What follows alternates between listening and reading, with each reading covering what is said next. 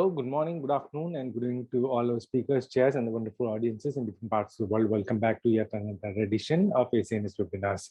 The speaker for the first session of today's webinar is our honored guest from Japan, Professor Akira Ikeda. Professor Ikeda is a consultant neurosurgeon at the Japan Community Health Organization, Chukyo Hospital, Nagoya, Japan. His research are focused upon in the management of ischemic cerebrovascular diseases. He frequently organizes the Carotid Endarterectomy course in his center for young neurosurgeons. He is an important member of the Japanese Neurosurgical Society and has published several manuscripts in various peer-reviewed journals. We are extremely thankful to him for accepting our invitation to be a speaker at our webinars, and today he'll be talking about carotid endarterectomy for young neurosurgeons, how to do safe and simple carotid endarterectomy.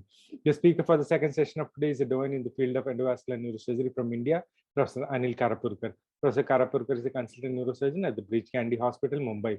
Professor Karapurkar was the past president of the Asia-Australasian Federation of Intervention and Therapeutic Neuroradiology and the Cerebrovascular Society of India. He has authored several chapters in many books and has published numerous articles in various reputed peer-reviewed journals. We are extremely thankful to him for accepting our invitation to be a speaker at our webinars, and today he'll be talking about basics of neurointervention. The chair for the session of Professor Karapurkar is our honored guest and senior faculty from Japan, Professor Shinichi Yoshimura. Professor Yoshimura is a professor and chairman, Department of Neurosurgery, Hyogo College of Medicine, Hyogo, Japan.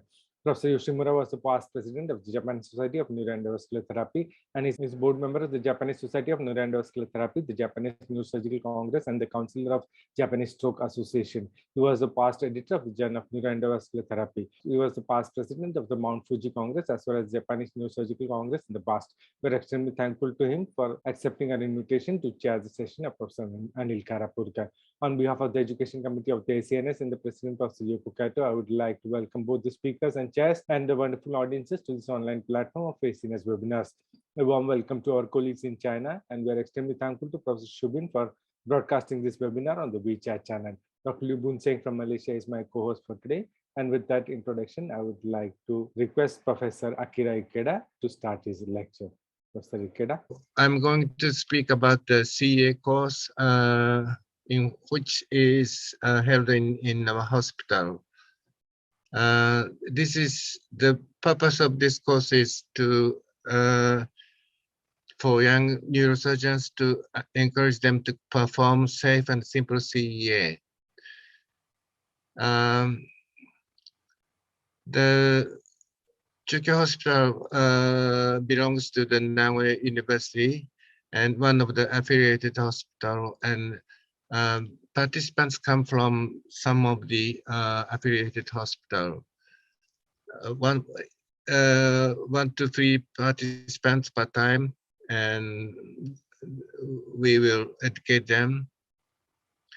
This is a time schedule of the CA course, and it starts at 10 a.m. And then 1 hour PowerPoint lecture, face-to-face lecture, and then dry labo training, vascular suturing.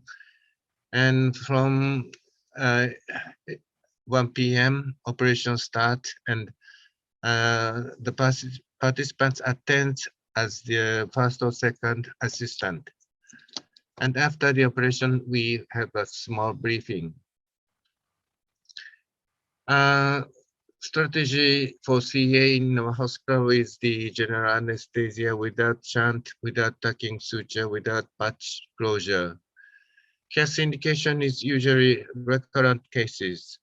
A post-irradiation case, if the soft tissue is soft, CA is done without any trouble. This is the key points of the CEA, and it is mentioned this. It will be mentioned this later. Yeah, this is a left side CEA, and the skin incision is along the anterior border of the sternocleidomastoid muscle. At the inferior side, we can see a omohyoid muscle, and then this is the lower angle of the carotid triangle. And then here we can secure common carotid artery.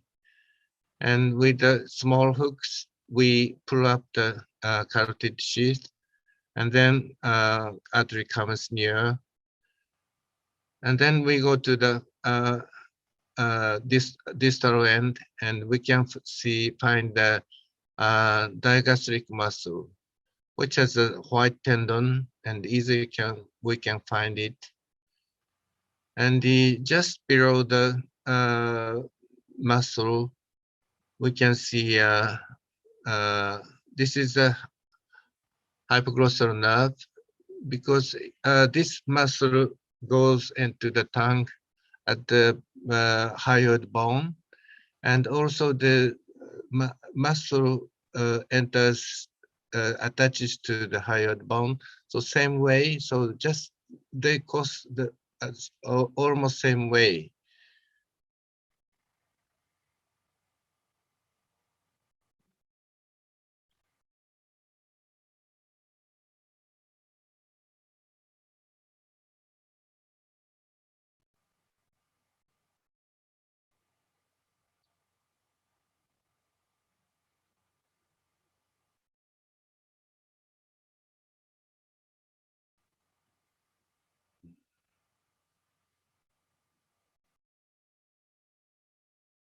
We can find the hypoglossal nerve.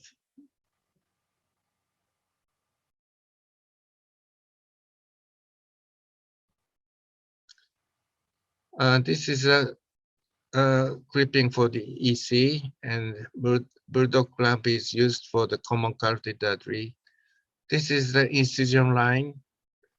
This is L-shaped Sugita clip, aneurysm clip for temporary clipping, and the stump pressure is measured.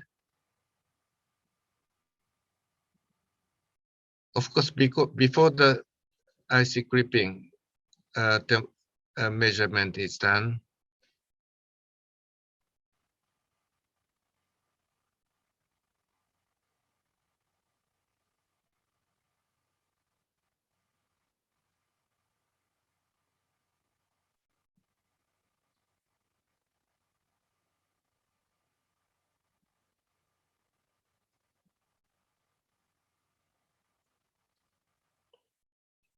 This is my left hand, this is my right hand and assistant hand. Second assistant aspiration tube.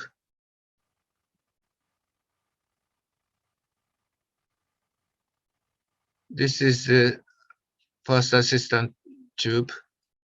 So you can see 5 hands here. And when cutting the proximal common carotid artery, we push through the instrument to protect the vascular wall when we cut the plaque.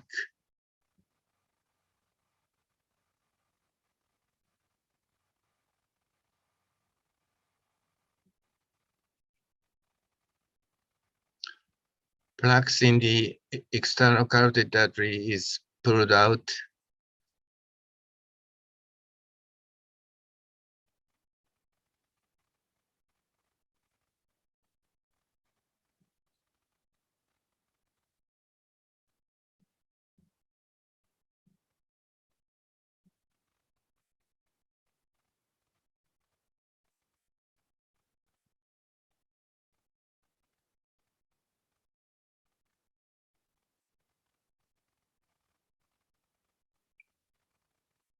This is a CA forceps and to trimming the distal end plaque. It's a very good instrument to remove the plaques or debris.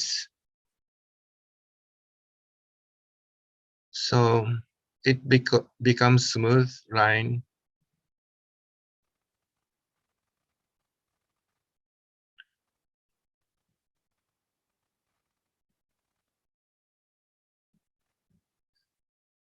This suture is a Gore-Tex suture. To shorten the occlusion time, we push through the needle twice, then pull up the string, twice stitches and one pulling. and flushing out the debris and clots.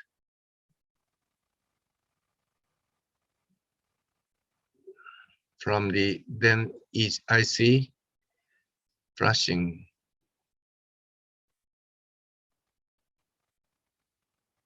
From common carotid artery. And final stages. And the assistant close the suture. During the closing, I removed the clips to shorten the occlusion time.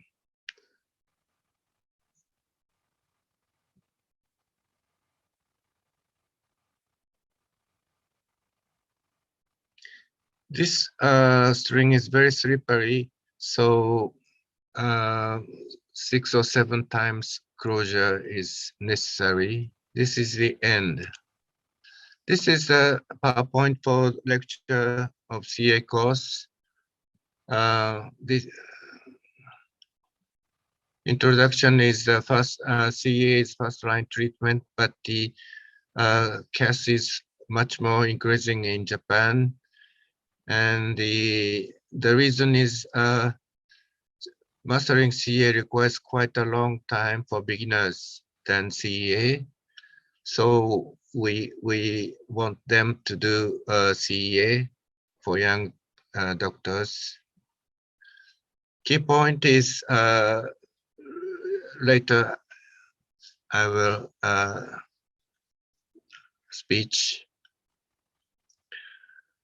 Randomized control study last year, there's a large summary, and they said symptomatic group significant increase in death and stroke within 30 days postoperative in CA CAS group. Asymptomatic group, no significant change. And we do a CA as a first choice, and when we do a river impairment, river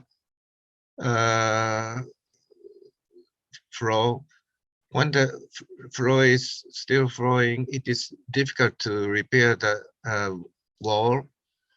So it's just like CA, and I think it's easy and complete working and safe working repairment is done when we occlude the flow. And then we don't use shunt because when using shunt, sometimes it goes to the intimal, subintimal insertion, or it doesn't work. And sometimes clots, thrombosis inside the lumen.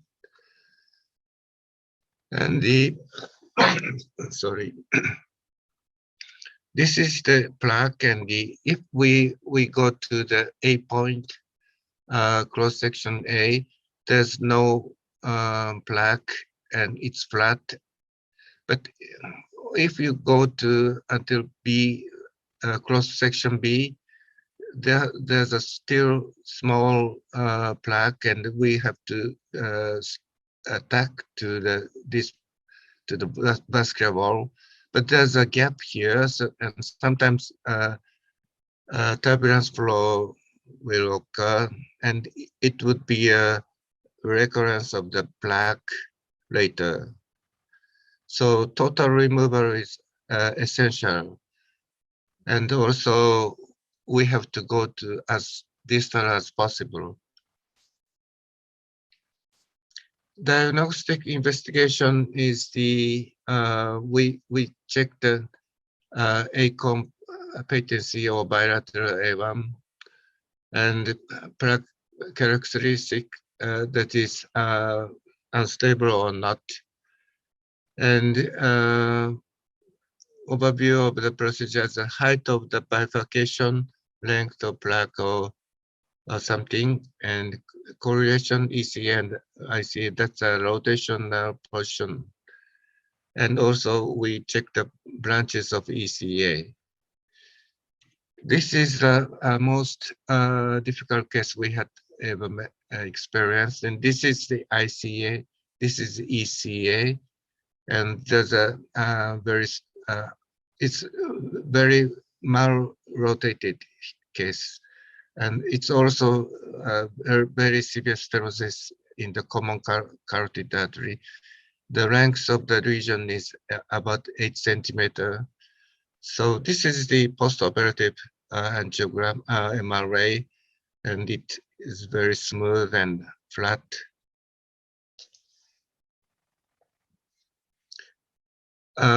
As a operative preparations, and we check the surgical instrument.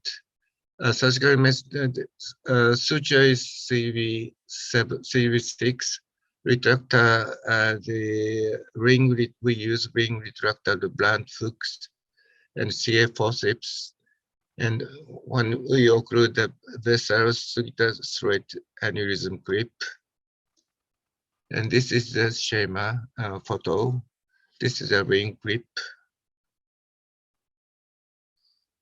And also before the preoperative preparations, surgical light is one of the important thing. And the one is from the above, the another one from the leg side to light up the hypoglossal nerve.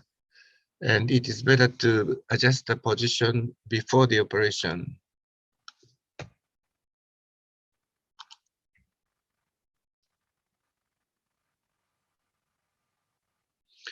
And also, it's important to communicate with the anesthetist, and we ask them to administer the drugs and 0-point adjustment for stump pressure. And the drugs are heparin and mannitol, diphenylhydantoin, edaravone. And BP monitoring and the blood pressure should be approximately 150 millimeter during occlusion, and after recanalization, it's 120. The stump pressure is very vital, and it is 0-point should be precisely adjusted.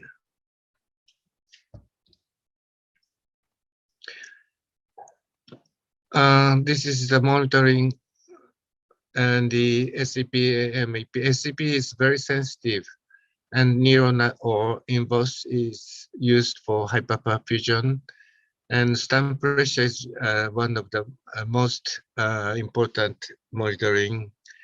And if the pressure is over 25 millimeter mercury, there's no change in SCP, and it's no problem over than 60 minutes occlusion.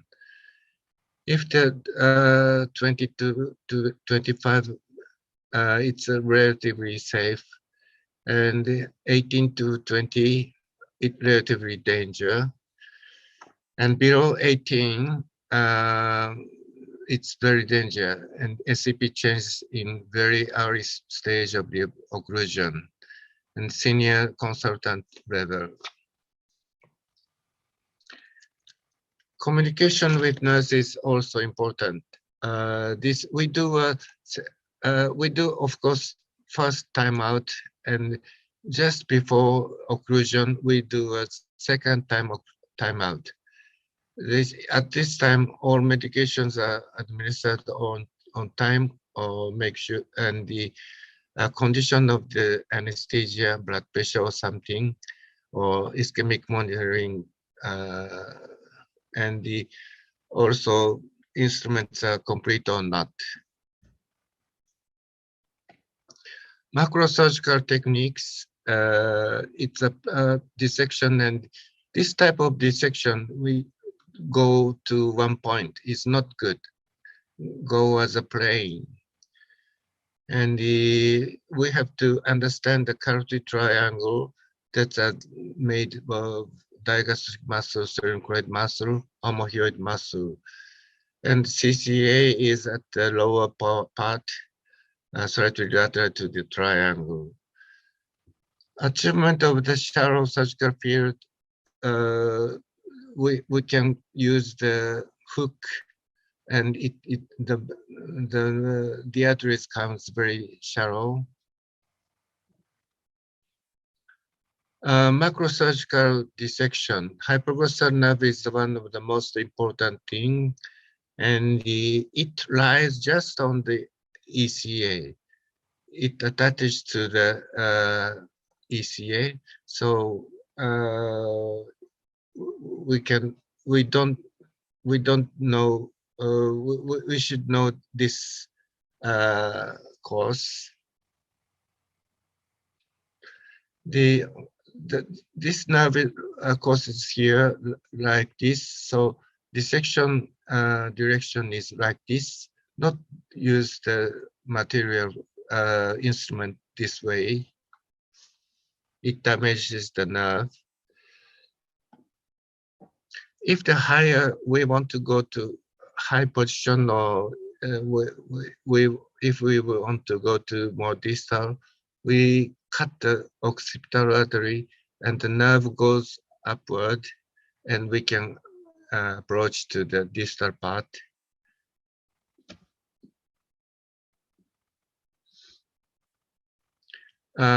For CA procedures, coordination with the assistant is very important, and to shorten the time, pull and bring up sutures after every 2 or 3 stitches.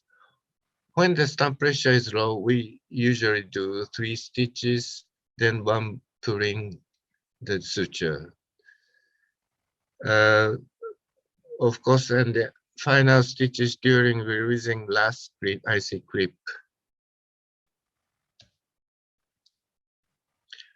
Endarterectomy, and if we cut the like this, it is very difficult to repair this cut. So we have to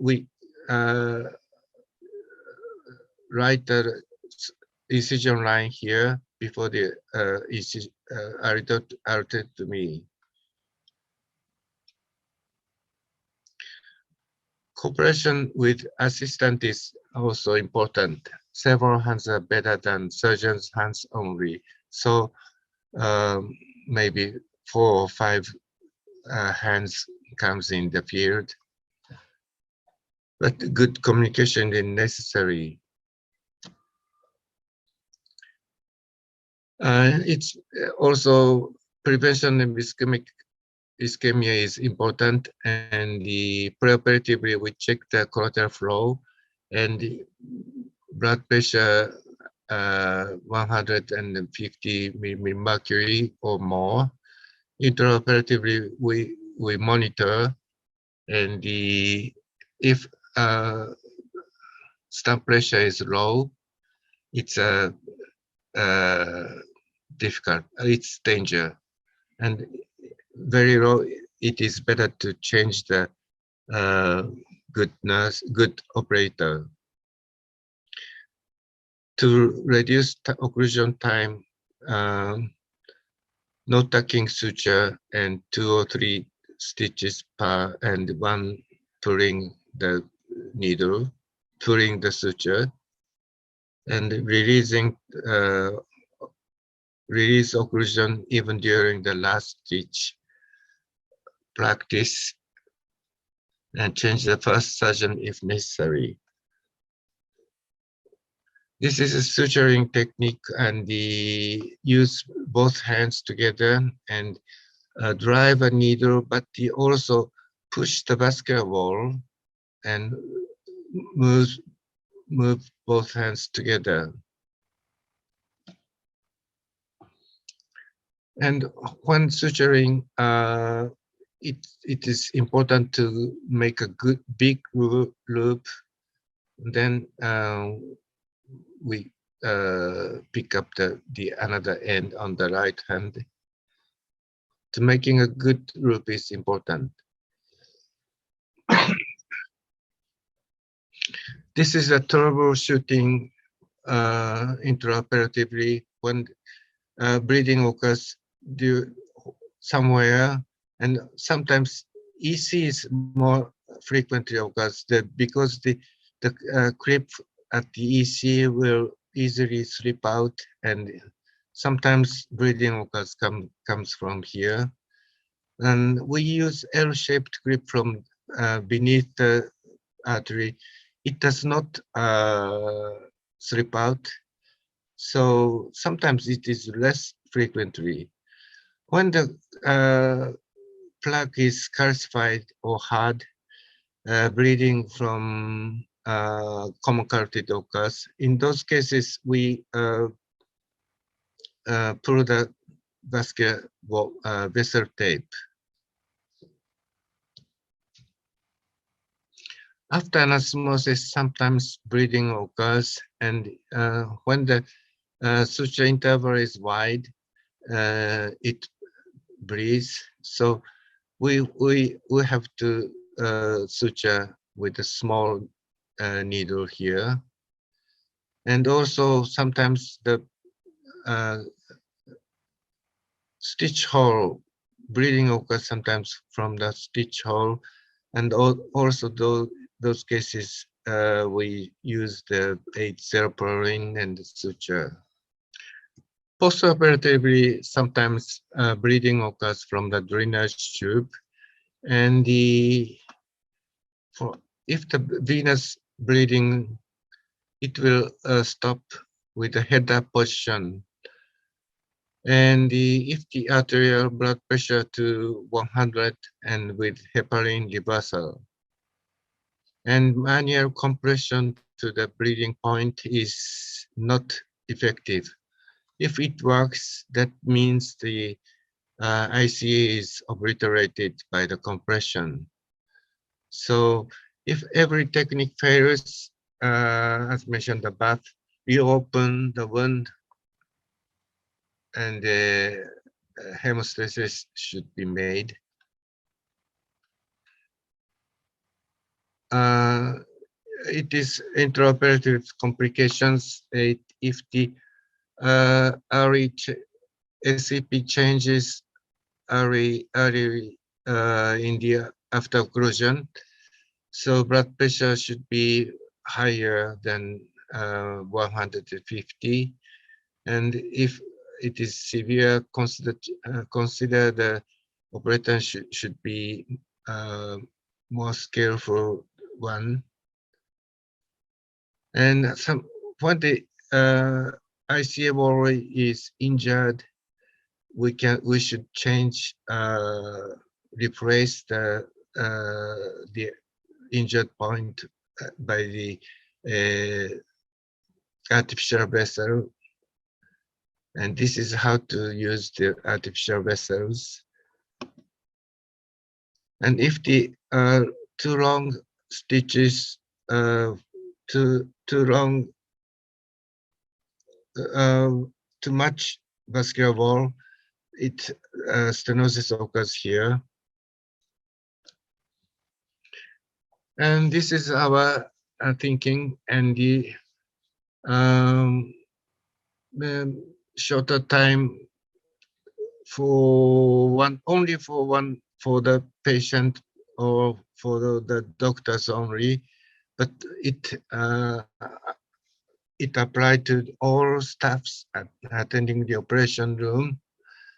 So it is better to do the operation quickly.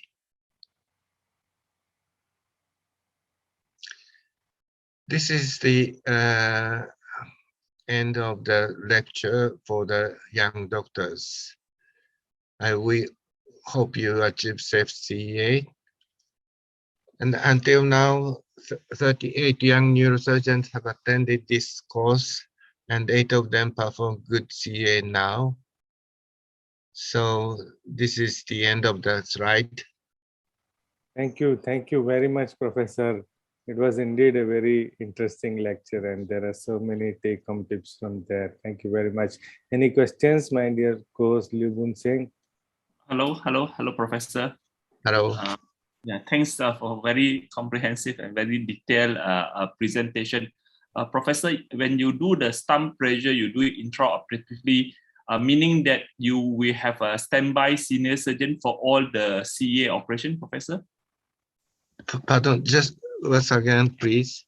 Yeah, because you mentioned that when you do a stump pressure, if it's very low, below 20 millimeter mercury, you will have a standby senior surgeon to speed up the surgery procedure.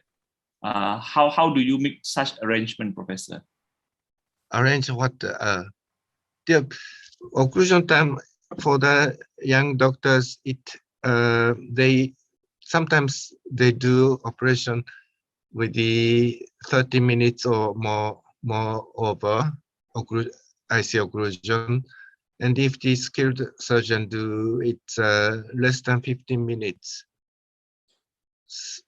so it is more safe to do the skilled doctors do. Yes, we understand that. Thank you very much. May I ask a question? Yes, sure, Professor Karapur. What is your antiplatelet regime? Do you stop it? Do you continue with aspirin and clopidogrel? Or what is your antiplatelet regimen before surgery? Usually we use one antiplatelet agent. If they have two, one is stopped before operation. Okay. Right. And do you use a drain? One more question is, do you use a drain? Yeah, of course we use the drain after the operation. Okay. Right. Thank you very much.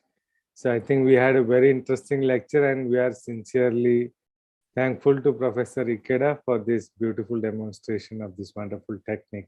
Thank you very much. So that will move on to our second lecture, and I would like to invite Professor Shinichi Yoshimura for the introduction and invite Professor Karapulkar for his esteemed lecture. Professor Yoshimura. Okay. Good evening, everybody. Let's move on to the second lecture. It is an interesting topic. I'd like to introduce Professor Anil Karapulkar from India. He's going to talk about the basics of neurointervention. Okay. So recently, neurointervention is increasing rapidly everywhere, including Asia.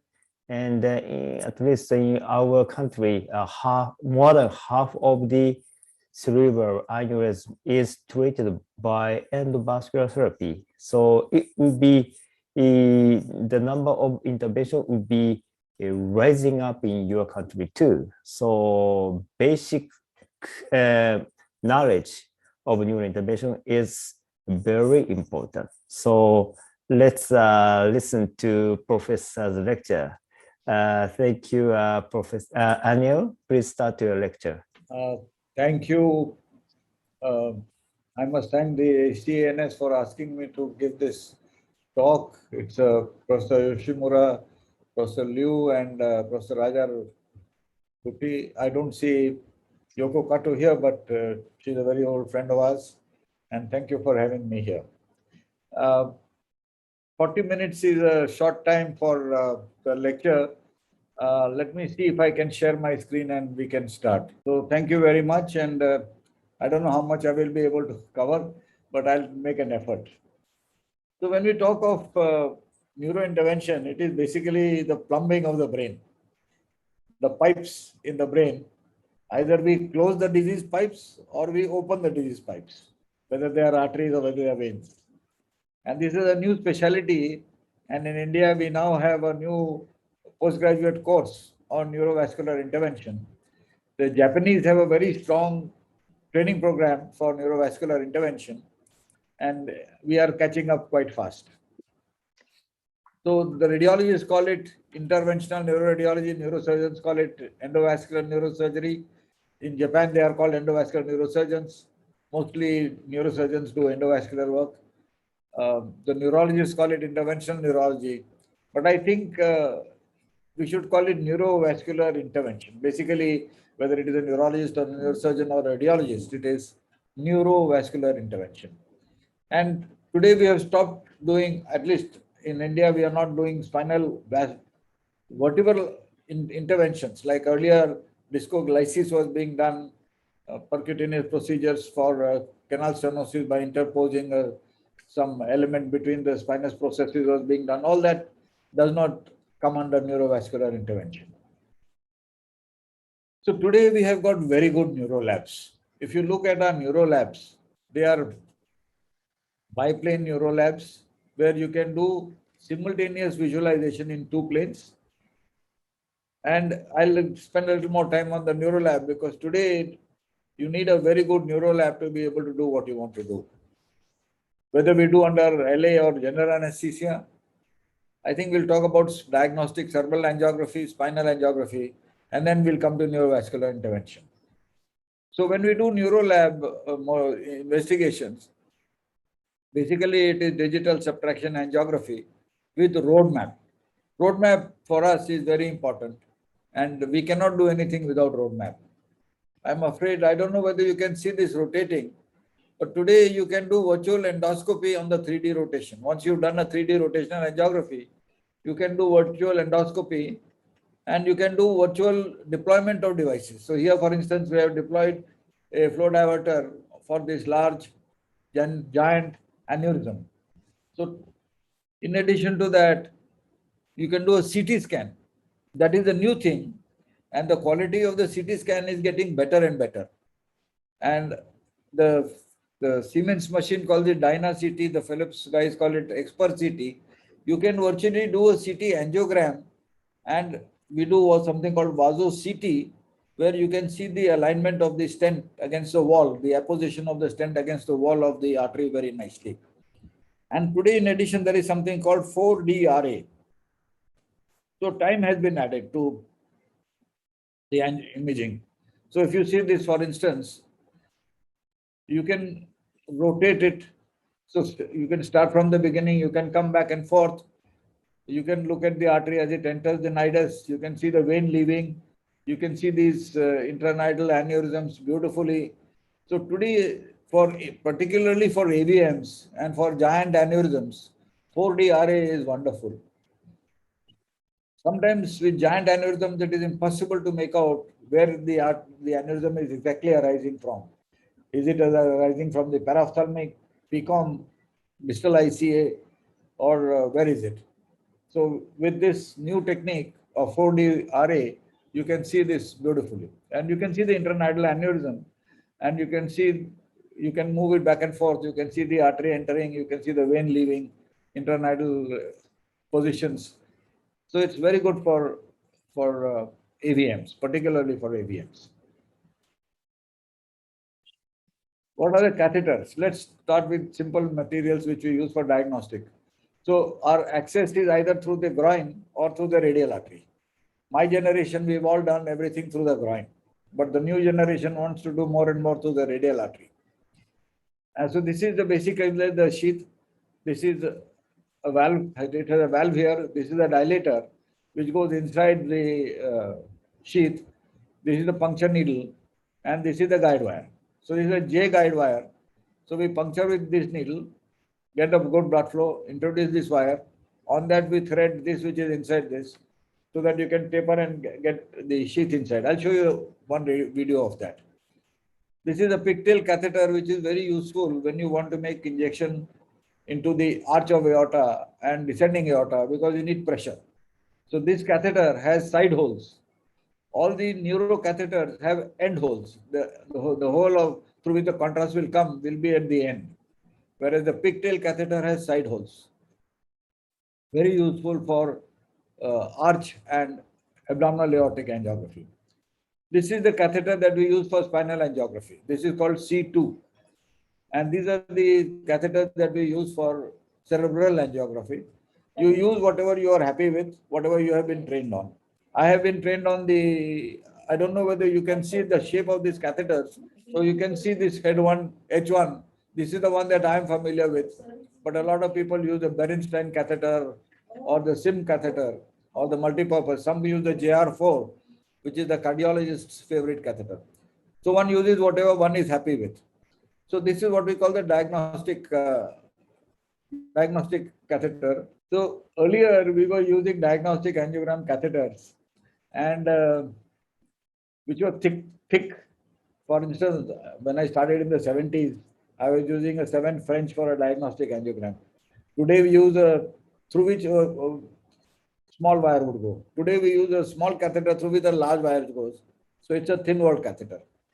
And earlier we had no long sheaths. So if there is a tortuous anatomy, taking a catheter inside was not very easy. There was no support. You do something in the groin, there is no torque passing to the tip of the catheter. So we used something called a long sheath. So this is a long sheath. But what we were getting earlier were rather stiff long sheaths. So we could not take them high up into the carotid. We could keep them low down at the neck. Whereas today we have these beautiful long sheaths which are constructed in such a way that they take all these bends. So whether it is in the neck, whether it is in the arch, whether it is in the cervical ICA, these new guiding catheters and long sheaths take all these bends. So they are wonderful. So they are very thin walled and they have various degree of stiffness, and they are very good, give very good support. So when you are doing an intervention, they give very good support. So those were the long sheaths. I showed you the short sheath with which we puncture the femoral artery. This is a long sheath. And these are the guiding catheters. So the guiding catheters today are so good. They are large. They are 7-0, 6 French. We can take them all the way into the middle cerebral artery. We can take them into the basilar artery. Of course, we have to do it with care so that we do not cause injury, because you have to remember that the brain is very unforgiving. So even with a diagnostic angiogram, you can get a major complication with a stroke, TIA or a stroke during the procedure. So you have to be very careful, and there is no comeback. Once you have created a complication in a patient, especially following a diagnostic angiogram, you can have a major catastrophe. And we have a whole plethora, many diagnostic catheters, many micro catheters, many wires. Basically, micro catheters are of two types. One micro catheter which is over the wire, which is like the echelon and the headway, and the SL10. There are many catheters. Each company makes its own. And these are basically for coiling of aneurysms. So over the wire catheters are stiff and are meant for coiling of aneurysms. So this is the micro wire which we used. So this is what this is the most popular one, called the Synchro. We also use the Traxxas wire, which is a very nice, very soft, very supple wire, does not cause any injury to the cerebral arteries. And this is for aneurysms. So this is over the wire. The flow-directed catheters move with flow. So in fact, when we started in the 80s with the magic catheter, as it was called, there was no wire available for it. We got our first wire in around 2000. And now we have got very good wires, which are very fine wires, 008 wires or 007 wires. And these are of three companies, basically, Asahi, Chikai from Japan. Then we have the Mirage, which is, I think we have the Mirage here. And we have the Hybrid, which is from Bolt from France. And the microcatheters also are of two types. One where the microcatheter is not non-detachable, and the other where it is detachable. So the distal tip of the microcatheter can be left behind. It is about 1.5 or 3 centimeters long. And rather than leave the entire catheter behind, which we have done sometimes, we sometimes, in fact, more and more now for brain AVMs, use a detachable tip catheter so that we can leave the tip behind. I'll show you the technique. So this is a video, a short video to show the femoral artery puncture. So the patient has been prepped. This is the right femoral artery. This is the puncture needle. You can use an angiocath or a single wall puncture needle. We usually prefer a single wall puncture needle.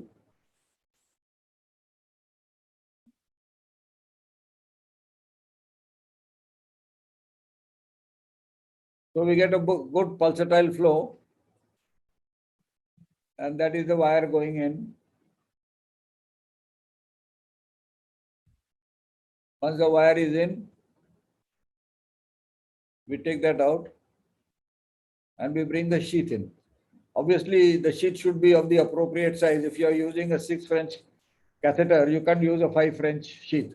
The sheath should be 6 French or 7 French, depending on what device you are going to use inside. So typically for diagnostic angiogram, we use a 4 French or a 5 French. For intervention, we use anything from 6 to 8, depending on what we are doing.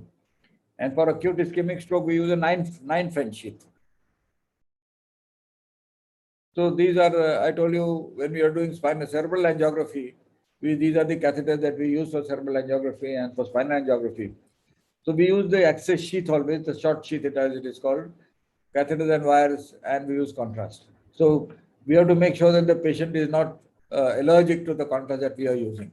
Surprisingly, allergy to intra-arterial contrast is very rare. Many patients who tell us that they have had a reaction when, for instance, IV contrast was given for CT or for some renal study or something else, they get a reaction. With intra-arterial, we don't see it so much. And of course, if the patient tells us beforehand, then we always give the patient steroids before we start. And we are all prepared for any AB reaction. But very rarely do we see contrast reaction with these new non-ionic contrast that we use. As far as possible, we always do our filming with magnification. And subtraction is of course important, but especially if you want to see with relation to the bone, then we need to have non-subtracted images as well. And for when there is a very fast flow system like an AVM or an AV fistula, or pile AV fistula or a carotid cavernous fistula, the flow is so fast, you inject, you see the vein directly.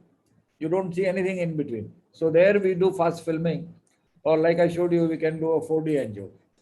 Sometimes we have even slowed the flow down by using a balloon catheter to slow the flow down in the carotid to see what is happening. And I showed you the 4D DSA, how good it is.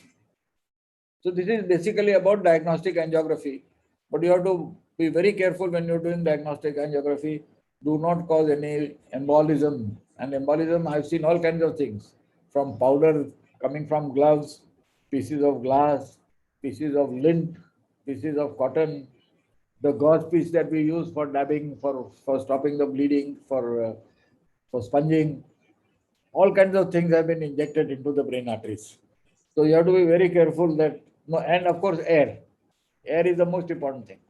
So when we are injecting, we always make sure that we hold the syringe upside down, so that the air will come to the top and not go into the artery. So basically for diagnostic angiography, you have to be very careful, and the angiography is tailored to the disease to be treated. So what are the diseases that we treat? Today, more and more, all of us are treating acute ischemic stroke. Earlier and before 2015, we were rather nihilistic, but today we have a lot of treatment for acute ischemic stroke. Our colleague mentioned aneurysms. In fact, more and more aneurysms are treating worldwide by the endovascular route. Brain AVM and spine, dural fistula, angioplasty and stenting. We saw a beautiful example of carotid endarterectomy. So we also do angioplasty and stenting of intracranial artery, especially in India. Intracranial, I won't say India, but Asia. Intracranial atherosclerosis is also a predominant disease. Carotid cavernous fistula, intracranial, juxtacranial, and spinal tumors and facial malformations.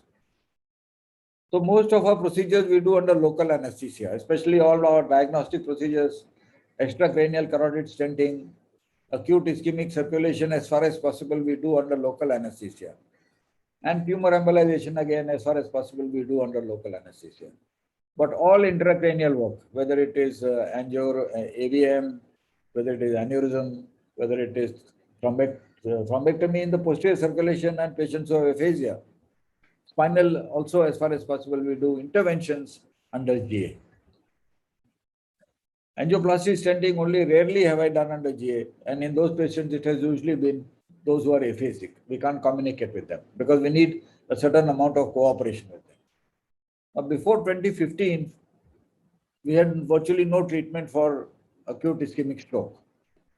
Intravenous was started in the 90s, up to 3 hours, which was later extended to 4.5 hours. Alteplase was given. The problem was hemorrhage into infarct. And if it was a large thrombus load, the IV did not help. The intra-arterial thrombolysis we started in the late 90s, and we had some very good results, but it was much more cumbersome and it took a long time to do this. So let me show you some what we used to do. So we used to bring a big catheter here. First, take the wire into the external carotid to allow the catheter to climb up. Then bring it back, take the wire out, take the catheter up into the internal carotid. So this is a large guiding catheter through which we bring a micro catheter and a micro wire. We take the micro wire to the thrombus and we move the wire back and forth to try and macerate it, break it up. Then take the micro catheter into the thrombus, and we used to inject either urokinase or RTPA. So we have injected up to 10,000, 12,000 units of urokinase and up to 25 milligrams of RTPA to get a thrombolysis. So this is an example of a patient who had come with a stroke in the posterior circulation. And you can see that the right vertebral artery is rudimentary. It is ending somewhere at C2 or C1. The left vertebral artery is showing a stenosis. Probably thrombus has gone from there. And you can see the meniscus in the basilar artery. This is the basilar artery. And we get a microcatheter up there. Today we have beautiful microcatheters. We can go into all tiny arteries as well. So here we are in a big artery and following about, I think, 10,000 units of urokinase. The artery has completely recanalized and we have got a, what we call TK3 recanalization. Unfortunately, the patient had a stroke, brainstem stroke, did not do so well. But another patient that we did next morning was completely normal. So if you get a patient in time before there is irreversible damage, they do very well, which is what we see now with thrombectomy. Today, we are doing thrombectomy. We are not doing thrombolysis anymore. So there are two ways to do thrombectomy. One is with what we call aspiration. So we suck the clot out. So for that, we again have a big catheter in the neck and we take a microcatheter and a microwire which goes across, which crosses the stenosis. You can see that we are now crossing the stenosis, crossing the occlusion. Beyond the thrombus, it is a blind procedure. Up to here, we can see our on-road map. Beyond this, it is blind.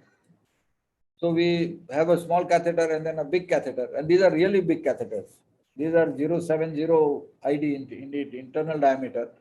And we keep it against the clot and then apply suction to it. And once we apply suction to it, the clot gets sucked in and it comes into the collection bottle. As you can see, it gets elegantly sucked in. Of course, it is showing so beautifully. It does not always happen like that. And once the clot has come out, sometimes it is stuck at the tip of the catheter. We remove the catheter and the artery is completely recanalized. So this is how we do thrombus aspiration. I personally prefer a solid stent retriever. So basically, it's the same, more or less the same technique in the sense that we do the angiogram, we see where the artery is occluded. And the difference here is that we bring a big catheter into this ICA. And this catheter has a balloon at its tip. This catheter has a balloon at its tip. And then we cross the same way, we cross with a wire. We go across with a wire. This is a very delicate wire which will not cause any, we make a loop on that like that so that it won't cause any perforation. We advance it with that. And then once we are past the wire, with the wire, we advance the catheter beyond. This is a very small catheter. It's an 027 catheter typically. We personally like the 6x30 stent or 6x40 stent, 6 mm diameter, 40 mm long stent, because we find that recanalization is fastest with that. So once we have crossed across, we inject contrast, make sure we are in the correct artery. We pull the wire out, we bring the stent, we deploy the stent by pulling the sheath back. It's a self-expanding stent. We leave the sheath there for about 2 minutes. We wait for the clot to all come into the stent, and then we pull the stent back. And when we pull the stent back, before we pull the stent back, we inflate the balloon. So we inflate the balloon in the neck. You can see here the balloon is inflated. And with the balloon inflated, then we pull it back and the clot comes out. It is very elegant, and this is what we like to do personally. We've had excellent results with this. So the recanalization has been graded according to the degree. So in grade 0, there is no perfusion beyond. So it's a failed recanalization. In grade 1, there is some penetration, but no significant filling of any branches. In grade 2A, there is partial filling. And in grade 2B, there is better perfusion. And grade 3 is complete recanalization. So as far as possible, we always try and get to try TICI. We call it TICI, thrombolysis in cerebral infarction. The cardiologists called it TIMI, myocardial infarction. We call it TICI. So we try and get a 2B or 3 perfusion as far as possible every time. And if we are in time, in fact, even the clinical recovery, the Glasgow outcomes score is 0 to 1. It's very good, excellent. And most of these, so in about 70% of patients, if we are in time, we get very good results. So this is a patient who was in the hospital. He had had a bypass done. A week later, developed an acute left hemiplegia with slurred speech. And on CT angio, we couldn't do an MR because he had wires on the sternum. So there was an occlusion of the middle cerebral artery M1, there was occlusion of the ICA. And when we did his DSA, the ICA was very thin, progressively occluded, and totally occluded at the anterior clinoid. And following, we cross with a wire, we make sure that we are in the correct artery by doing an angiogram, that we have not caused a hole there. Then we deploy the stent. I don't know whether you can see the stent from there. This unfortunately is not a very nicely visible stent. Today there are stents which are very nicely visible and can be seen much better. Even Solitaire itself has come out with a new stent which is better and visible. So with the first pass, we have recanalized the artery. So literally in 10 minutes, we recanalize the artery. So if on an MRA, in addition to the stroke, the diffusion showing that infarct, if we see a major vessel occlusion, IV does not work. Whether it is basilar, whether it is M1, whether it is ICA, just IV thrombolysis does not work. We have to do a thrombectomy. And here you can see this is the stent with a thrombus inside. We always do a CT post procedure to make sure that we have not produced any hemorrhage. We repeat the CT usually after 6 hours to make sure that there is still no hemorrhage, because the patient has to go back to antiplatelet or anticoagulation, whatever the patient is on. And this is the recovery. You can see the patient is still in the hospital. This is 48 hours later. He is virtually normal. He had a complete.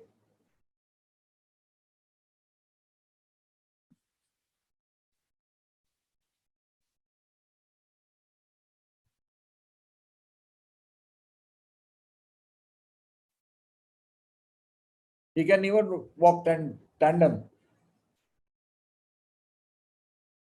So this is the kind of outcome we get in 70% of our patients today. Of course, patient has to come in time. Patients, we should be able to establish TICI 3 recanalization and limit the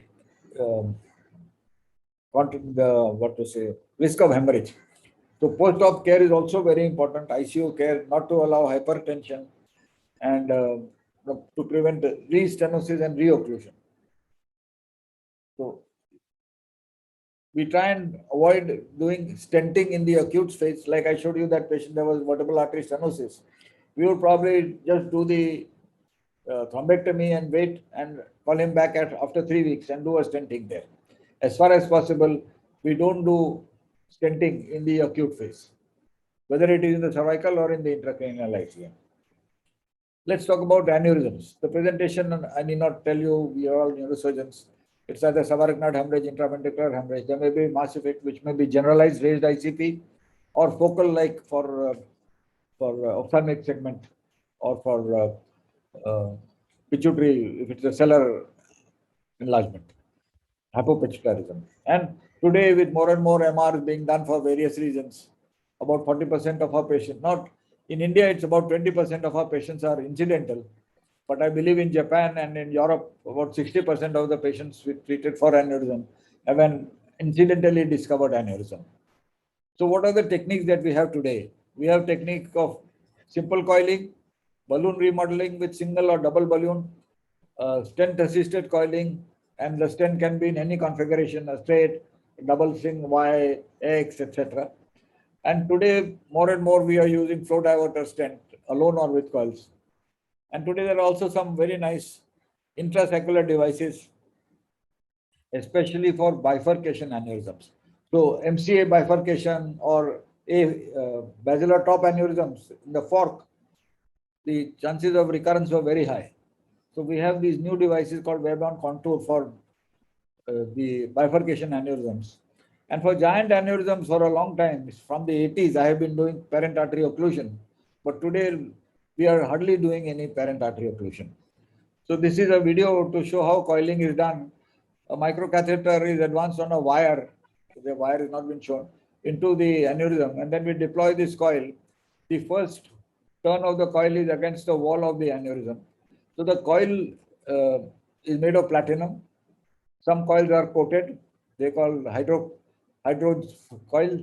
They have a coating of hydrogel on it.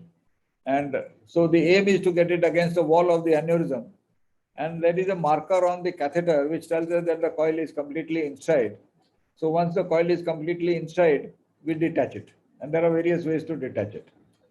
So when it is not a very wide neck aneurysm, we just deploy this coil like this against the wall.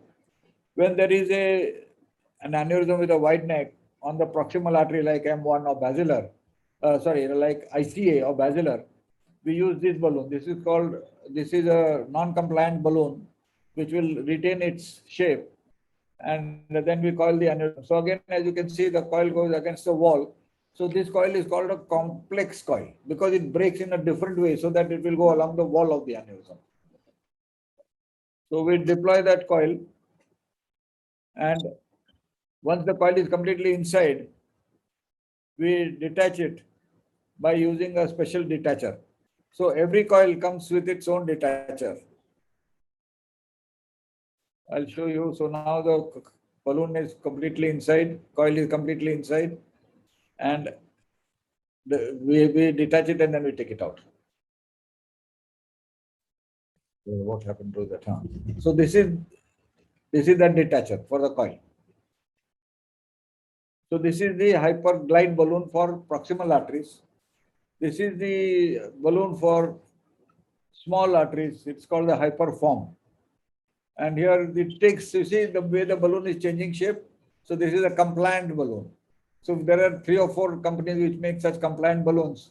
So the technique is the same. Once you are inside, you are sure that you are inside, you detach the coil. Then we have something called the stent assisted. So this is the same stent that I showed you earlier. We cross with a microcatheter and we deploy the stent. We pull the catheter back, unsheath the stent. So the stent opens to the size of the artery. We have to, of course, be very careful and make sure that we get the correct artery, correct size of the artery. And once we are inside, then through the stent, we take a microcatheter into the aneurysm. And so here we've got a microcatheter into the aneurysm. So there are 2 ways to do this. Either we go through the stent or we jail the catheter. So we bring a catheter along the wall. The catheter is placed inside the aneurysm. The stent is deployed. So now the stent holds the catheter against the aneurysm and we deploy it. And this is how we deploy for a flow diverter. This is the giant aneurysm of the carotid artery. And again, it's similar to the regular stent, except that this is a multi-layered, a very fine mesh. Either there are 48 wires, 64 wires, 66 wires, or 96 wires, 48, 64, or 96. And we just have to make sure that we cover the go beyond and proximal. Otherwise, the stent will buckle into the aneurysm. So it has to be well beyond and well proximal. So the principle is that it cuts off the blood supply into the aneurysm, but any branches which are adjacent to it and coming through will continue to be irrigated. So PCOM will continue to fill, ophthalmic continue to fill, but aneurysm gets less blood, and over time this aneurysm shrinks. 80% of the aneurysm shrinks immediately, the rest goes out over the next few days. So this is a patient who had subarachnoid hemorrhage, and she had 3 aneurysms: bilateral MCA and ACOM. And usually it is the ACOM which is ruptured. You can see the little nipple on the top. So this is the one which is ruptured. So in the first sitting we didn't treat all 3 in the same sitting. The ACOM and the right MCA we treated first, and we treated the left MCA 2 days later. And this is a 5-year follow-up on that patient. She's doing extremely well. So this is simple coiling, no balloon required. This is a 5-year follow-up. So you can see that all the coils are stable and the aneurysm has been perfectly treated. This is with a compliant, non-compliant balloon, para-ophthalmic large aneurysm. Patient had come with subarachnoid hemorrhage and ocular palsy, and we have used a balloon here. So what we do is, when we have deployed the coil, we deployed with the balloon inflated, then we deflate and make sure that the coil stays in place. It does not change shape. If it does not change shape, then we detach the coil. So first coil is against the wall, and into that as many as will go. So it should be a lighter, like a tight pack. In fact, I have treated this patient in the 90s and she is still doing very well. This is a patient who had this giant aneurysm, who had come with cranial nerve palsies, ocular nerve palsies from the giant aneurysm. And this is just with one single flow diverter. Where is the aneurysm? 6 months later, there is no trace of the aneurysm. The artery is completely remodeled, looks completely normal. So in fact, for giant aneurysms where we have to do proximal artery occlusion or STMCA bypass followed by occlusion, flow diverters has made life very easy. We have excellent results for giant aneurysms. So today there are a lot of possibilities. I did not show you an example of intrasaccular device, but we have very good intrasaccular devices for bifurcation aneurysms, the MCA or the ICA top or the basilar top. Brain AVM, the presentation is either with hemorrhage, epilepsy, progressive neurological deficit. It may be incidental, the scan being done for something else, and rarely for headache. So what are the treatment options? For a large AVM, no risk factors, it might be a good idea to wait and watch. Specialist type 5, 6. Surgery, embolization, radiosurgery, or a combination of all 3 is what is often done for those who need to be treated. As far as embolization is concerned, we do curative, we do targeted, we do partial, we do pre-surgery, we do pre-radiosurgery. And today what we use is onyx. So this is onyx, this is fill, this is another liquid, same material, except that the radio opaque substance here is tantalum powder, which is what makes it black. In the fill, it is iodine, which is why it remains white. It is not as dense also. And as I said earlier, we use a detachable trip catheter as far as possible. So this is just an animation to show you the technique. We take a microcatheter into the AVM, then we inject, and hopefully we get the whole thing. And the idea is to get the vein as well as the feeding artery. When we use onyx, this was for glue, N-butyl-2-cyanoacrylate, histoacryl, the glue. This is for onyx. So we get a microcatheter again into the, this is a animation which has been given to me by my friends, Dr. Santosh Joseph from Chennai. And you can see that this is how it should go ideally. It should start from one end of the nidus, go into the feeding arteries and go into the veins. But it rarely does that. What it sometimes does is it starts going into the venous side, and it keeps going into the venous side, keeps going into the venous side. Now we try not to occlude all the veins. We try and occlude as far as possible only some veins so that there is some venous outflow, otherwise the AVM might rupture. So then the onyx comes back into the nidus, and then it starts going forward again and goes into the vein. So again goes back into the feeding artery, goes into the veins, fills out the veins. But this is not what happens. Typically, in a given case, this is what happens. It goes forward for some distance, it goes forward, and then it starts going back. It keeps going back, keeps going back. You're frustrated, don't know what to do, and then it suddenly starts going forward like that, and then it spreads into the vein. Incidentally, the first person to use onyx was from Japan. His name was Warotaki. He was at Kyoto, but somehow it never got used. He had proposed this and done experiments with this onyx way back in the 90s, but it was only in 2005 that it started getting used commonly. So this is a patient who has intraventricular hemorrhage. This is a small AVM of the corpus callosum. This is a microcatheter injection. You can see the nidus very well. We've injected glue. This was on glue, and the patient is cured. 1 year later, there is no evidence of a recurrence. This was a tiny AVM here, very thin feeders. The trick here is to find the feeder. So here, for this trick, the 4D rotation angiography is very useful. You can see and make a track to get your microcatheter and wire into that nidus and get it. This was a large AVM, where again, through a single injection, we were able to get the whole nidus in this fairly large AVM. So for AVM today, either we do targeted, where we only get the offending aneurysm or AV fistula, or we try and get the whole AVM by embolization. We do carotid angioplasty stenting to prevent stroke. So indications are, I think we heard a lecture on endarterectomy a little while ago. So indications remain the same. And we use, as far as possible, a large catheter or a long sheath, which comes in from the groin. We cross with a wire. So let me show you what we do. So this is a protection device that we use. So either it's a balloon or it's a filter. So this is a distal protection device. And the third one is a proximal protection device with a balloon in the common carotid and a second balloon in the external carotid. And they set up an aspiration system so that there is a negative pressure built up, so that with the negative pressure, the blood comes down and there is no embolism towards the brain. So this is a short video to show the technique of stenting. So there is disease in the internal carotid artery. There is disease in the internal carotid artery. We cross with this filter device, which has its own wire. So this filter is positioned beyond the stenosis. We bring a balloon up. We do an angioplasty. If there is any debris which is released, any kachra, it is trapped in the filter. We take that balloon out. We bring the stent in. This is a special stent meant for the carotid artery. It is a self-expanding stent. This artery is usually 7 mm or 8 mm in diameter. So it's a big artery. If required, we use a balloon to dilate the stent. Most of the debris is released when the stent is dilated. And then we remove the filter.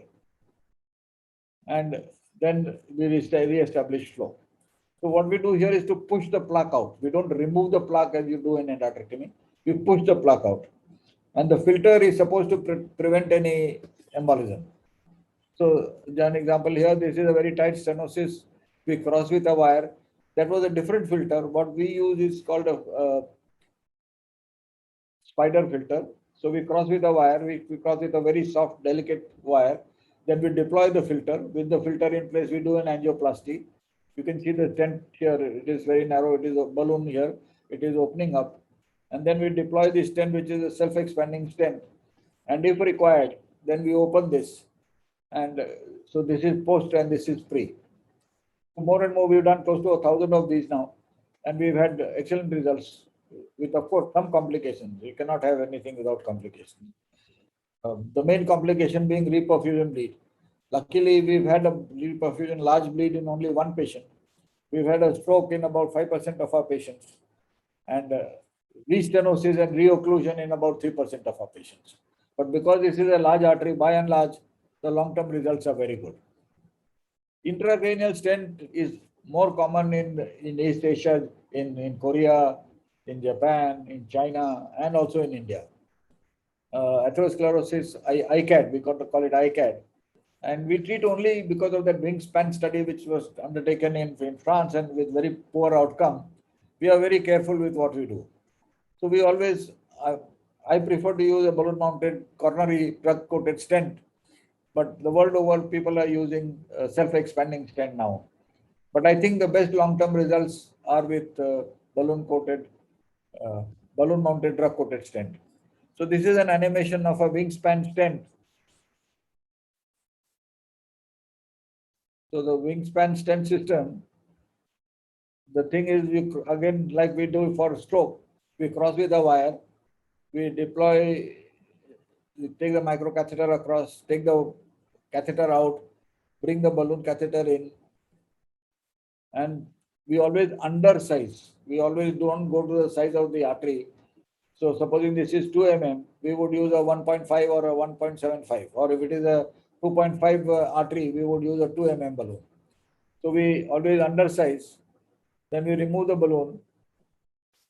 Then we remove the balloon and we come in with this stent. We always go beyond and then we come back. And we always, you have to make sure that you're normal to normal, beyond and proximal to the disease segment. So this wingspan stent has this bumper. We have to get that bumper against the rear end of the stent, then move back a little bit and then deploy it. So then we deploy it and make sure that we are proximal and distal to the disease segment. And that is how we deploy. So this is also a self-expanding stent. So this is very easy to use, but at least in our hands, the restenosis rate has been about 40%. So though technically this is easy to use, the long-term result is not as good. So at least I prefer to use a drug-coated balloon-mounted stent where the restenosis rate has been much less. It's about 10%. It is more difficult because it is a more stiff system, but the long-term results are much better. So this is an example of very tight stenosis in a young gentleman who had come with repeated TIAs, a very tight stenosis. You can see here, there is some collateralization, but obviously not enough because he's had a stroke. So we cross again with a wire, we bring a balloon, we do an angioplasty, and this is post-plasty, and then this is post-stent. So the artery looks almost normal. This I have done almost 13 years ago. This patient is doing very well even now. Dural fistula, we see a lot of these in India because we have a lot of cortical vein sinus thrombosis. Intracranial venous sinus thrombosis is very common in India.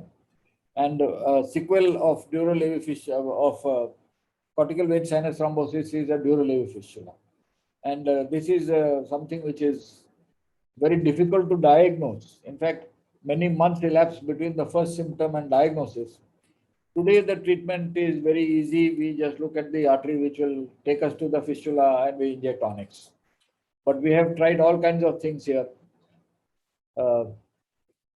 What is surprising again is the CT, MRI, CT angio, MR angio, none of these may show even a large fistula. Unless there is severe venous stagnation, one may not realize that there is a fistula, and especially if this is following a cortical vein or sinus thrombosis, the fistula can be very easily missed. So if in doubt, always do a DSA, because the DSA will show the external carotid supply to the dural, and there will always be an external carotid supply if it is a dural fistula. It may be from the ascending pharyngeal, it may be from the occipital, it may be from the meningeal branches of the vertebral, meningeal branches of the pile arteries like PCA, ACA, MCA, but it will always have a dural supply. And the treatment wise, I said we all either pack from the venous side. This is what we used to do in the 90s and early 2000s. We used to go from the jugular vein or from the groin up into the sigmoid sinus, transverse sinus, and superior sinus, and occlude the venous side with coils. Or we go through the arterial side. Today, what we do is find a middle meningeal artery or external carotid branch of choice, and we fill the whole venous system up with glue. The technique of injection is the same as I showed for AVM. We fill the venous side, and then from the venous side, we back into the artery. Of dural fistula, the olfactory groove fistula is I think the only surgical indication, because these there are large venous varices on them, and all you need to do is do a bifrontal craniotomy, go down to the skull base, go to the cribriform plate, get the vein as it emerges from the cribriform plate, coagulate and divide. But for us, sometimes it can be difficult for the endovascular route. Carotid cavernous fistula again is a condition which should only be treated by the endovascular route. So this is a patient who had a very severe proptosis, as you can see. He had a long standing, he had a fistula, I think, proptosis for 9 years before he came to us. What he came to us was with his hematoma. One of these draining veins had ruptured. He had a left hemiplegia. He recovered from it, and then we treated this. So it was a very high flow. You don't see the internal carotid at all. What you see are all veins. These are all cerebral veins. This is the superior ophthalmic vein, and going across to the other side via the interthalamic connections. So this we have treated with detachable balloons. We've got 3 balloons here. You can see those clip markers on the balloons. So we have treated this with a detachable balloon, and now you can see the internal carotid artery beautifully. So today, as far as possible, we try and preserve the artery. We try not to close the artery, but we always do a balloon test occlusion whenever we are treating a carotid cavernous fistula. We always do a balloon test occlusion to see whether there is good cross flow or not. And we always try and preserve the artery. So today, either we can go from the arterial side like we've done here, or we can go from the venous side. We can go through the IPS, the inferior petrosal sinus. Sometimes we have gone through the ophthalmic vein, or sometimes we have used a covered stent. Covered stents are more stiff and more difficult to use, but sometimes that may be the only answer, a covered stent. Covered stent is very stiff and therefore difficult to use. But it has a sleeve on either side between that metal mesh, so that prevents any leak and a cure of the fistula. In the short time that I have, I cannot show you more cases, otherwise I would love to show you more cases. So tumors that we embolize mainly are the meningioma, the glomus jugulare. Hemangiopericytomas can be very horrid, and hemangioblastomas, they can be very difficult. And of course, a nasopharyngeal angiofibroma. So this was a middle meningeal, middle fossa hemangioblastoma or a meningioma, which was very vascular. And we have embolized this. You can see if it is an external carotid supply, embolization is not very difficult. So this was pre. You can see the selective angiography, and this is post where it has been completely devascularized. Surgery becomes very easy. So we've done this for hemangiomas, hemangioblastomas, and for glomus tumors. If there is an internal carotid supply, then it is more difficult. We have to be very distal. We have to go through a pial artery, use a microcatheter which is very fine, go distal. And there we either use liquid, we use glue, we use onyx, or we use particles. So here we have used particles because this is external carotid. The particles are PBA, polyvinyl alcohol particles. This is another patient where we have done a percutaneous puncture and filled it up with glue. You can see this, virtually this whole tumor, which was very, very vascular. You can imagine what this will do. And after we had filled this up, so percutaneously we make a roadmap. We percutaneous puncture, do an angiogram, confirm that we are in good position, and then we inject this glue.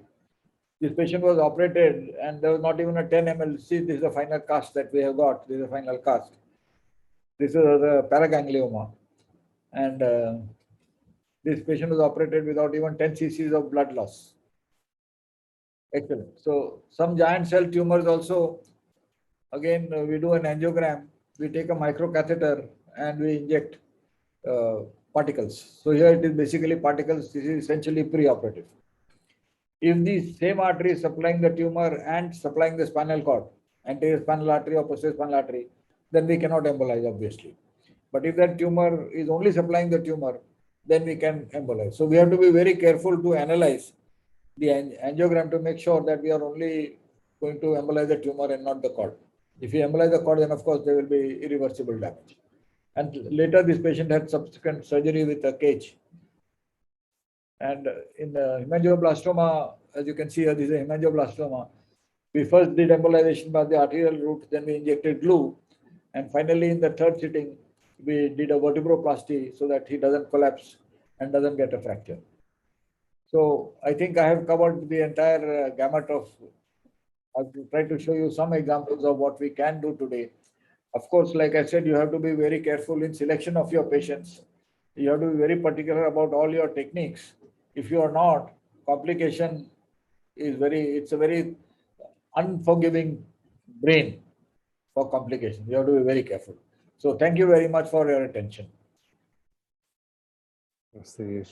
Wow, thank you for your comprehensive review and guide to neurointervention from puncture of the femoral artery to all of the procedures relating to endovascular technique like coiling and flow diverter, AVM, intracranial artery stenosis, and tumor embolization.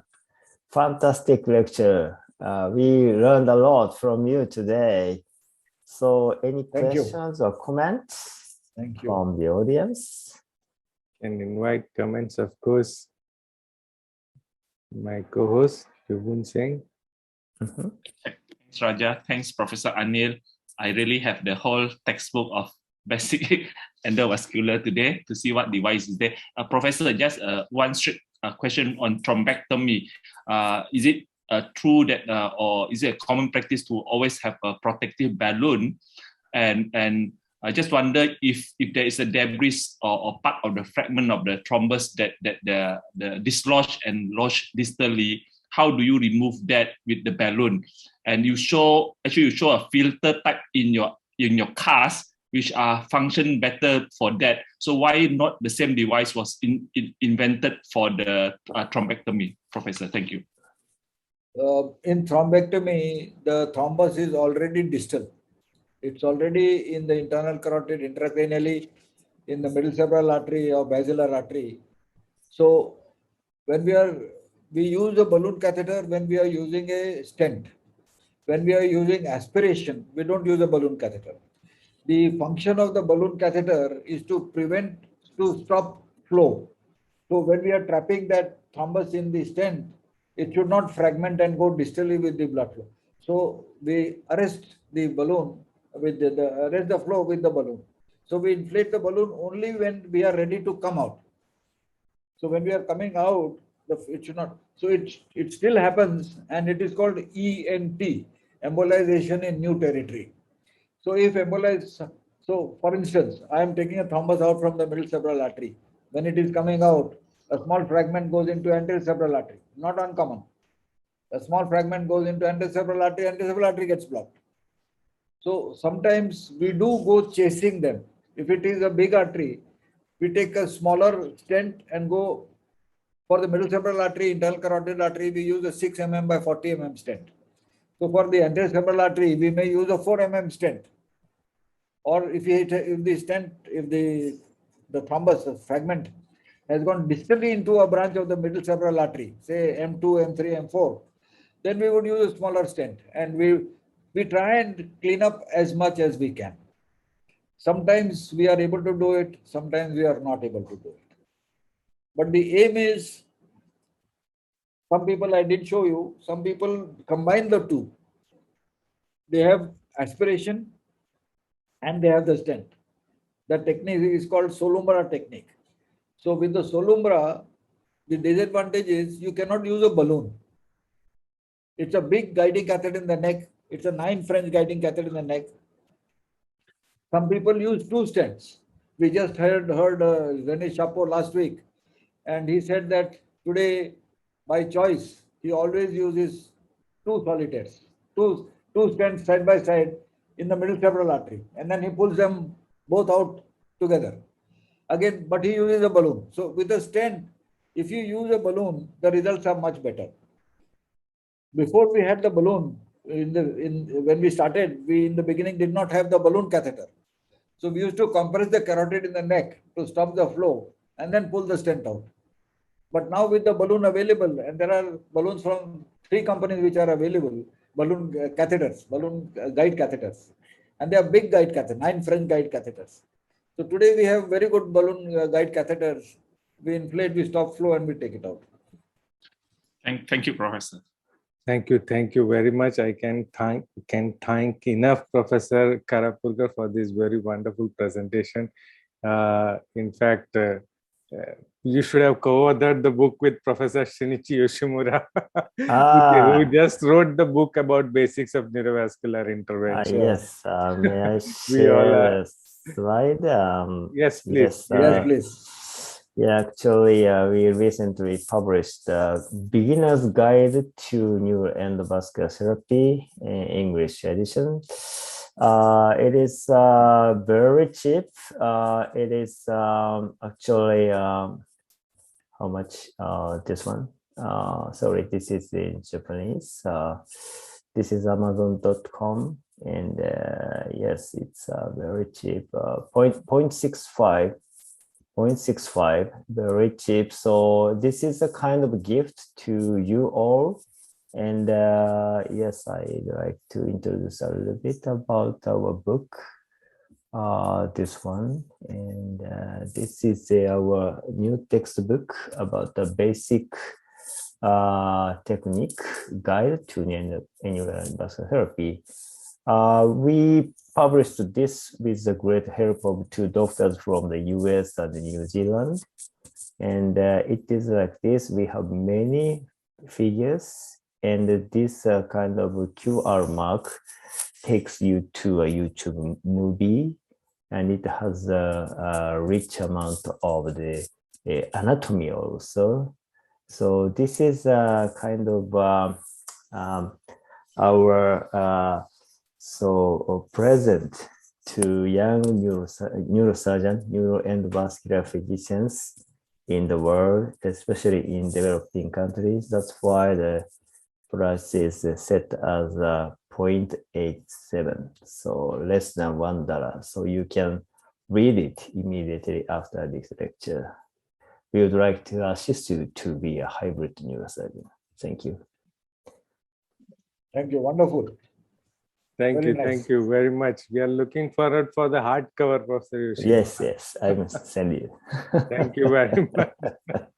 Professor Karapurkar sir, I would like to ask your comments about the role of intervention in cerebral vasospasm in acute ruptured cases in both chemical angioplasty and balloon angioplasty. What is your favorite drug of choice, and how would you give it? So let me say this. We are lucky in Asia. We have nimodipine, which we can use in intra-arterial infusion. I don't know whether in Japan you are allowed to use nimodipine in intra-arterial infusion. Are you allowed to use nimodipine in intra-arterial infusion in Japan? Nimodipine. Nimodipine. No nimodipine, nicardipine or other vascular agent. So we are very happy with nimodipine. In fact, we have very rarely done balloon angioplasty. So what the thing is to be able to diagnose and then to treat. So clinical diagnosis, TCD and CT or MR angiography are the ones where we can see the spasm. So we have been using nimodipine. We have been using intra-arterial 1 milligram in each territory, and often it works for about 2 or 3 days. Sometimes it is enough, sometimes it is not enough. So we bring the patient back and inject again 1 or 2 milligrams of nimodipine. Sometimes we have used milrinone. Milrinone is again another vasodilator, and it causes bradycardia. So when we are injecting, we have to be careful about the bradycardia. But milrinone is another drug which we have used. Balloon angioplasty, like I told you, we have done very rarely. And when we have used one of our neuro balloons, typically the hyperglide. Hyperglide balloon is what we have used for doing the angioplasty. Right. Thank you very much. We have a bit of experience in using the milrinone as per the Montreal protocol. We give IV depending on the first loading of 0.75 mics, and then titrate it up with 1.25 micrograms. And we have seen good results, but we have never used it as an intra-arterial therapy. We use it as an IV. So we have found good results. Professor Yoshimura, I think, what is your opinion in this regard? Yes, for the dilatation of the big arteries like ICA, we use balloon actually. We use balloon for big artery, and for peripheral artery like M2, 3 or A1, 2, we use vascular agent like fast zero hydrochloride or other calcium channel blocker, like including milrinone. And yes, it's effective for peripheral artery, but the problem is it recurs even after successful dilatation. So we have to carefully watch the patient, whether patient will develop the ischemic symptom again or not. If yes, we have to transfer the patient again to the angio suite and repeat the same procedure. So it needs a big effort to escape from the permanent deficit due to infarction. So important thing is the prevention of vasospasm after the coiling or clipping is critical. And so based on this some protection treatment, if patient develop the severe ischemic symptoms, we have to treat the patient with balloon and also vascular agents. Thank you very much. Professor Ikeda is still with us. Any comments from your side, Professor Ikeda? You are mute. Your mic is muted, Professor. Can you unmute your mic? Tonight, I enjoyed much. Thank you very much. Right. Thank you very much. We can have a concluding remarks from Professor Yoshimura Sensei and we'll close this. Oh, okay. Thank you. Today we learned a lot from two famous speakers. One is from Japan. Professor Ikeda introduced basic technique and education about the carotid endarterectomy. It was a very important procedures, even when the carotid artery stenting is available, because stenting is not always possible, especially the plaque is very hard, like calcification, or very fragile. It leads to a distal embolism even after stenting. So his lecture was wonderful. So we have to treat the patient like him. And for that, we need many knowledge. And he, fortunately, he has a training course. So hopefully, after end of COVID, you can visit him in person. And also next lecture was Professor Anil, and his lecture was so wonderful. And because he introduced all of the procedures regarding the endovascular treatment with beautiful animation and his own practice. And we learned a lot from both of you. Thank you very much for your talk. And thank you for your comment, other participants. And we hope you will start real treatment with the help of these lectures. Thank you. Thank you. Thank you very much. It was indeed a very, very informative session, and I can thank both the speakers enough. I close this now officially. On behalf of the Education Committee of the ACNS and the President, Professor Yoko Kato, I would like to thank both the speakers of today, Professor Akira Ikeda and Professor Anil Karapurkar, as well as the Chair, Professor Shinichi Yoshimura, for the time and support for the ACNS webinars. I would like to thank my co-host, Dr. Liu Boon Singh, for joining in today. A special thanks to Professor Shubin, who has arranged a WeChat broadcast for this webinar. And today we had 2,250 neurosurgeons who joined us from live across all over the world on WeChat, Zoom, and YouTube. Indeed, both the lectures were very, very special. And we are extremely thankful to Professor Shubin for providing the WeChat broadcast. So until we all meet on the 5th of March, Saturday, it is bye-bye from all of us. Thank you very much for joining.